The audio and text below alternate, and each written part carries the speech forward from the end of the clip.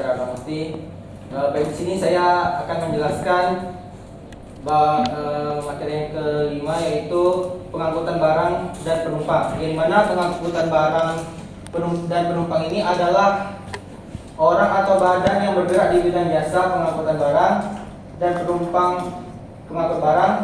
Ini bertanggung jawab atas keselamatan dan keamanan barang penumpang yang diangkutinya sesuai dengan peraturan perundang-undangan yang berlaku, yakni pasal 40 Undang-Undang Nomor 17 Tahun 2008. Tanggung jawab yang tertuang dalam pasal 40 Undang-Undang Nomor 17 Tahun 2008 tersebut kembali diperjelas ke dalam pasal 41 Undang-Undang Nomor 17 Tahun 2008 yang menentukan sebagai berikut.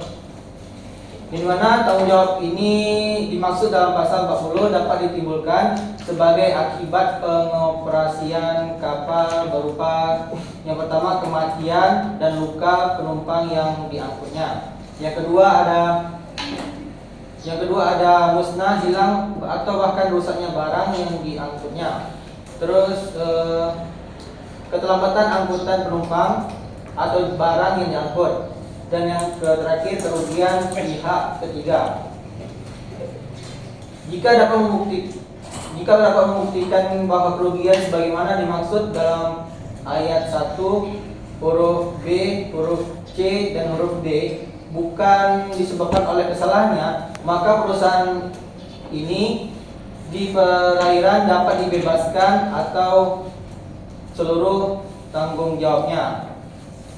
Perusahaan angkutan di perairan ini wajib mengasuransikan tanggung jawabnya sebagaimana dimaksud dalam ayat 1 dan menjelaskan asuransi perlindungan jasa penumpang umum sesuai dengan ketentuan peraturan perundang-undangan.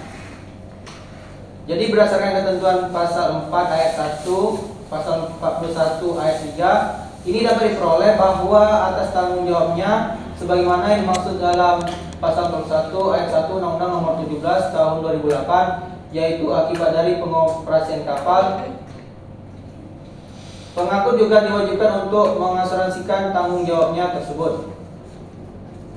Yang dimana apabila perusahaan pengangkut tidak melaksanakan ketentuan pasal 41 ayat 3 ini, maka ia dapat dijatuhkan sanksi yang ditentukan sesuai dengan pasal 292 Undang-Undang Nomor 17 Tahun 2008.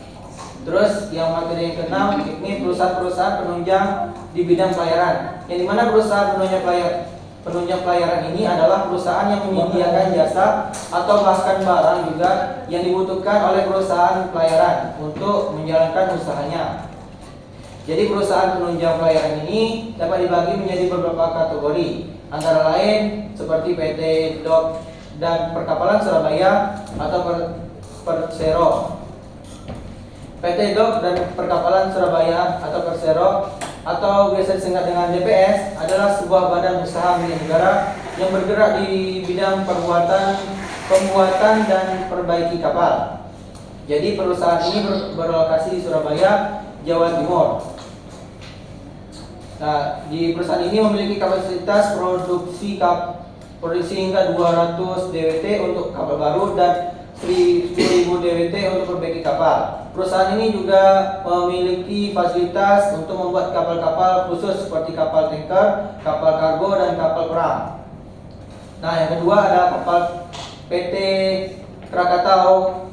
PT Krakatau tersendiri adalah berperan sebagai industri baja, yang dimana perusahaan ini berlokasi di Cilegon, Banten. Krakatau Steel ini memproduksi berbagai jenis baja, mulai dari baja karbon hingga baja paduan.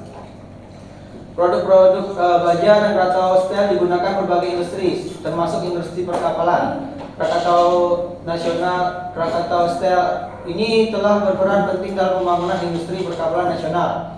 Perusahaan ini telah menyediakan baja berkualitas tinggi untuk membuat kapal-kapal di Indonesia. PT Asuransi Jasa Indonesia atau Persero. PT Asuransi Jasa Indonesia ini biasa disingkat menjadi Jasindo, yang dimana badannya ini usaha milik Indonesia yang bergerak di bidang asuransi. Perusahaan ini juga berlokasi di Jakarta. Jasindo ini menyediakan berbagai produk Mak do, belum kamu lagi. Bahwa